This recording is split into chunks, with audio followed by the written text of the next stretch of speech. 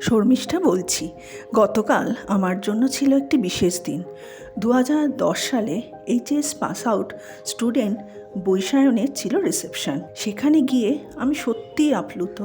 দেখলাম স্বপ্নগুলিকে বাঁচিয়ে রেখে প্রত্যেকে কেমন করে সেগুলি বাস্তব রূপ দিয়েছে। গুরু শিষ্যের মধুর সম্পর্ক অনুভব করলাম। এতদিন পরেও যে আমাকে সবাই মনে রেখেছে সেটা ভেবেই এত খুশি হলাম। এই খুশি আরও দ্বিগুণ হলো যখন দেখলাম এই বিয়ের অনুষ্ঠানটি আমার পুরানো মামার বাড়ির পাড়ায় হচ্ছে।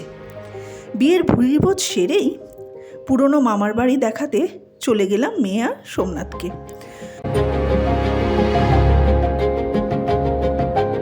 ছোটবেলায় কি করেছি মেয়েকে গল্প করতে শুরু করলাম।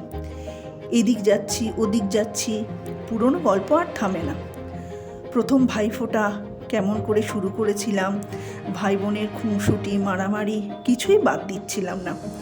এত বকবক করছিলাম দেখে সোমনাথ হঠাৎ বলে উঠল, তুমি তো সোনার কেল্লার মুকুল হয়ে গেলে। যাই হোক, আমি আর একটুকু সময় নষ্ট করছিলাম না। মামার বাড়ির গেটের সামনে দাঁড়িয়ে ছবিও তুলে নিলাম। সব কিছু যেন আগলে রাখতে চাইছিলাম। আজ তাহলে আসি, আবার আসবো একটা নতুন ভিডিও নিয়ে।